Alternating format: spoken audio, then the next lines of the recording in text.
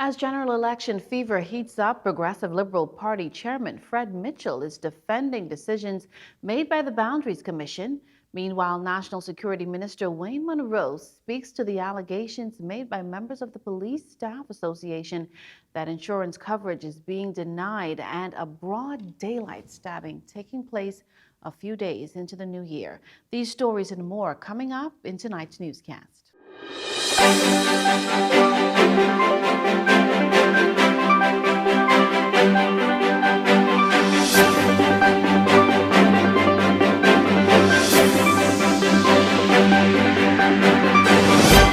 Good evening, everyone. TGIF. I'm Adama Williams. Always a pleasure to have you in our company. Topping news tonight, since the release of the changes outlined in the Boundaries report, there's been mixed reaction. Well, leaning to the negative side of the fence is opposition Free National Movement leader Michael Pintard, who thought Mike Howell should have been addressed. Here's what Progressive Liberal Party Chairman Fred Mitchell said. You know, the law states what the position is with regard to the constituencies. So it says that you try, in the first instance, for constituencies to be more or less equal. So it doesn't have to be an exact science. So most constituencies in New Providence meet that requirement. There may be some overages or underages, but essentially that's the Constituencies Commission has accomplished that fact. Mitchell also addressed the fact that the opposition had a chance to contest since its deputy chair, Shannon Dawn Cartwright, was a part of the committee. The opposition didn't file a minority report. They signed the report, so they agreed with the report.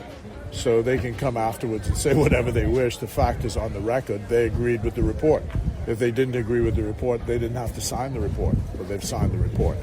It's not an exact science. The commission has done the best it can, and I have no doubt there's going to be a fair and free general election. As political parties ramp up preparations for the polls, Mitchell says disagreements over boundaries and candidates are part of the democratic process, but insists nothing has occurred that would undermine the integrity of the upcoming general election. Bimini and the Berry Islands and St. James are the new constituencies. Meanwhile, there's been some buzz around the Southern Shore seat with speculation about who might secure the nomination. Foreign Affairs Minister Fred Mitchell weighed in on the process and what it means for the upcoming election. The Prime Minister intends this month to convene the Candidates Committee again to deal with all of the nominations because this is the election year. You can't get too excited or hepped up about one race or the next. These things excite passions. I don't think these passions mean anything essential. That's just the name of the process. Again, whatever happens in Southern Shores, the nominee will be the best individual that the party believes can represent our manor in that constituency. Mitchell emphasized that while excitement is natural, the process will ensure the party selects the candidate it believes is best suited for Southern Shores. In other news, law enforcement officers are now preparing their next move after their spouses and children were not allowed to use the health insurance plan. Well, that according to Police Staff Association President Ricardo Walks.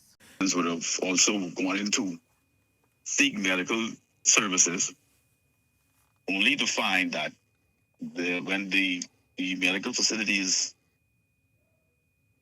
contacted Kalina said that the dependents were not covered. A 2023 regulation change ended dependents getting coverage for those hired after 2023. Walk says he notified them of the change in a memo, but he says he's heard accounts from other officers who had been on the police force for almost 30 years. After hearing all this, I made contact with an executive in Kalina, and they told me that yes, the names were accepted, the names were submitted, the names were taken, but the persons were not added because of the amount of money that was owed to them by the government. According to Walks, the Police Staff Association will not tolerate the disenfranchisement of its members. He strongly urged the public, letting them know that they need their help in order to receive what they deserve. While National Security Minister Wayne Monroe has disputed the Police Staff Association's claims. If the government owed this money and that was a reason not to pay, then nobody would get any services, including me, because I am the policy that covers me is the same police. I wouldn't be able to go get my hypertensive medication on it or go see the doctor on it. Walks said that the problem is widespread throughout the armed forces. However, Monroe denies getting any such reports. He feels that the situation has reached a boiling point because the Police Staff Association had failed to meet with the ministry. Because unlike the prison or the correctional officers who come and meet with the ministry over issues, they don't. They just put memos out in the public. If they'd sat with us, we might discover that if it is so, Kalina is wrong in doing what they're doing. Monroe says he has forwarded the matter to his permanent secretary. You're watching JCN News. A Bahamian woman is making waves in the real estate industry. We hear the details of that and more after the break.